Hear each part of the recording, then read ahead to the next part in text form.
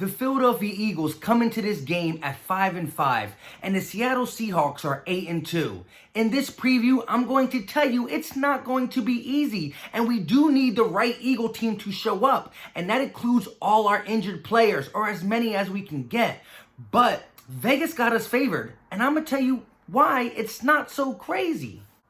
Before I start this preview, let me know in the comment section what the final score is going to be. Eagles versus Seahawks, let me know. Whoever gets closest will get a shout out in my next video. Let me know. We got the Eagles. We got the Sixers. Philly talk. What's going on, everybody? Philly Mike here. And if you're new to the channel and support the Eagles or the Sixers, hit that subscribe button. I greatly appreciate it. And all the support you guys give Philly talk. But let's get down to business. So this game is important for this one reason. It's to get the Eagles back on track, to get over 500. I talked yesterday about the strength of schedule and that even if a loss here happens, the Eagles still have a clear path of how to get to the playoffs and win the NFC East. But this game still means something to us in the fact that it's still a football game and it's like a prove-it game. When I say prove-it game, there's a lot of skeptical people out there, Eagle fans yourself, and rightfully so. The offense looked super bad last week. It did. I'm not going to sugarcoat it. But this is a great bounce back game to prove to the NFL that we can compete with a playoff team. See, getting wins against the Bears, the Jets, the Redskins is not really saying much because it doesn't show that we can compete with playoff teams.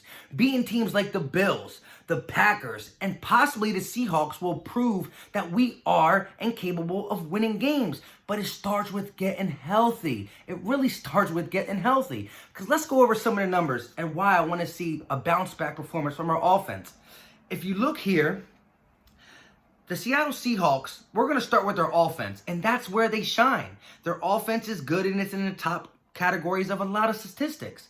Let's start with points per game. They average 27.5 points per game. That is 7th in the NFL. Their yards total offense is 389.1. That ranks 4th in the NFL. Just in the passing game, they average 255.9 passing yards, which ranks 10th in the NFL. And in the rushing game, they average 133.2, which is 6th in the NFL. So as you see, they put up 27.5 points per game. They run the ball for over 100 and they pass for 250. So that is an explosive offense. So their defense allows 25.4 points per game, which ranks 23rd in the NFL. Yards, total yards allowed against them is 372.9, which ranks 24th in the NFL. Their passing yards allowed against them is 271.8, which is 28th. That means they allow more passing yards than they even get, which is not good. Their defense is not that good. And rushing against them, they allow 100.1, which is 12th. Not too bad, but they allow 100 yards rushing. So as you see, that's what we got to take advantage of. So it looks like they allow 25 points per game and they score 27. So they like to play these high-scoring games and let Russell Wilson try to beat you at the end, which he is one of the best to do it. That's exactly why he's MVP quarterback. With that being said, let's talk about how we can stop Russell Wilson and the Seattle Seahawks offense. Like I alluded to in the beginning of this, even though Russell Wilson is an MVP type quarterback, Pete Carroll loves to run the ball. They run the ball 46% of the time, and a lot of it is out of the shotgun. You wouldn't think so because Chris Carson is a big dog who goes right up the middle, but they run out of the shotgun. So we have to prepare for that. Now, one of Chris Carson's bad things is he's loose with the ball. He does not hold the ball tight, so the Eagles got to keep that in their mind to try to get a fumble because he hasn't taken care of the ball. That's one of the reasons why early in the season they almost benched him or gave him less reps because he was loose with the ball and he was suspect in pass coverage. But the Eagles defense always got to have a spy on Russell so he doesn't break containment. I like what Jim Schwartz been doing, mixing up coverages, playing more man, playing 4 corner dimes when needed to, playing 3 safety dimes, which I actually liked we did against the Patriots, and had Ford in the back in the post safety position, Jenkins floating, and Ronnie McLeod in the box to really shore up the middle. And that's actually good because he actually can spy Russell, because you really got to pay attention to Russell. I like the mixed coverages that Jim Schwartz was doing. Now that he got all his pieces, he can play chess with the offensive coordinator, which I respect Jim Schwartz when he can do that. Now, let's shift it over to the offense real quick. The Eagles got to run the ball. Hopefully, Jordan Howard can go. But if he can't go, you need Sanders and Jay Ajayi to run the ball.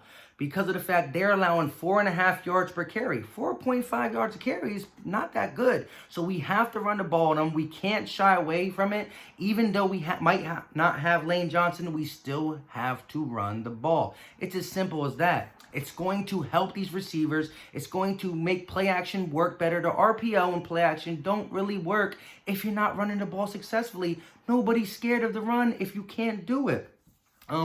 We need to see Carson bounce back. He got criticized so much this week because of missing throws, which he did. Nobody's sugarcoating he didn't miss throws. But this is a perfect game to bounce back, especially if you have Alshon.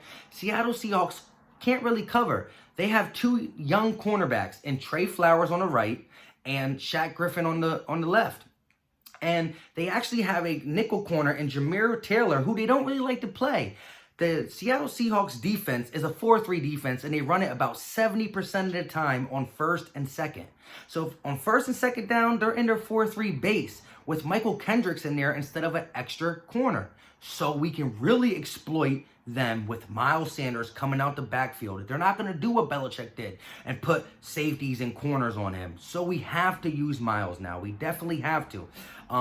Now, on third downs and longs, they finally actually then do a nickel and they put Jameer Taylor in. But that's the only really time they do that.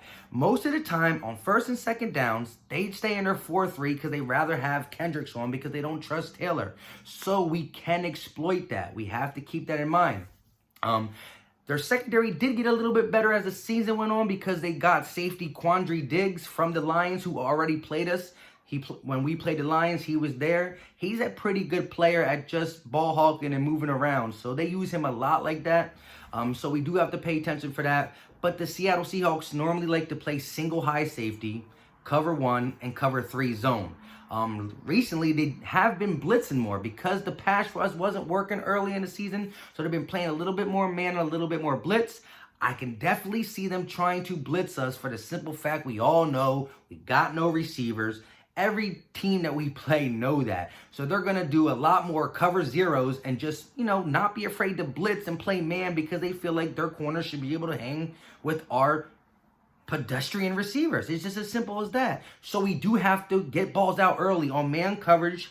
That's what you do. You beat them with the slants. You beat them with the quick passes on man coverage. So if they want to be aggressive, we have to use their aggressiveness against them. And always watch for Clowney. Clowney does not just line up on the right side.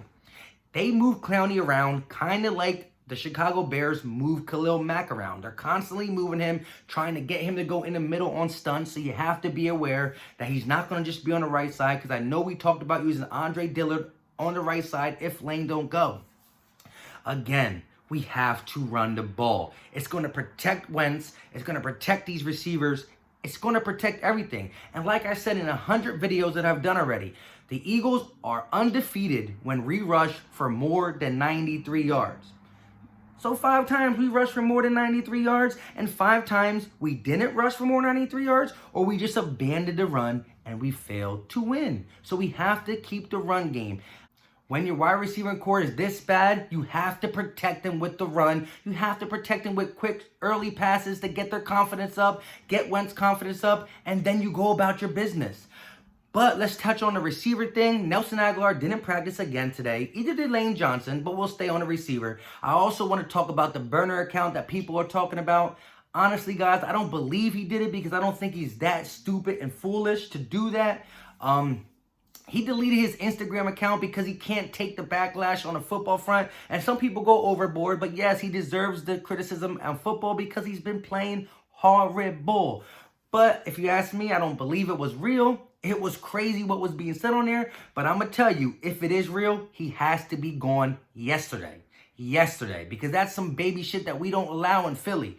But to end all this, we can win this game, but we're going to need Philadelphia Eagles to play a respectable game, a disciplined game, a well-coached game, which we haven't seen much sometime this year. I mean, we are 5-5.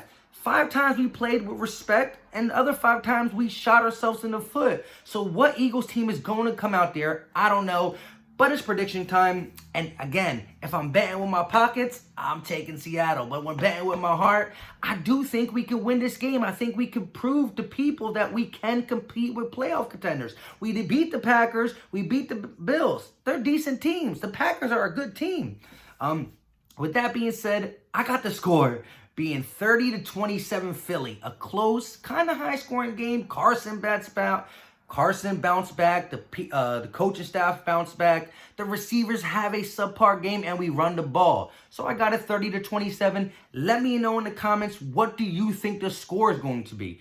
I want to know what you think the score is going to be. I also want to know, what is your key to victory? What do you think the Eagles need to do in order to win? It's not going to be easy, but tell me what the most important thing to you is for the Eagles to come and get this W and prove the world that, you know what? We're not done yet.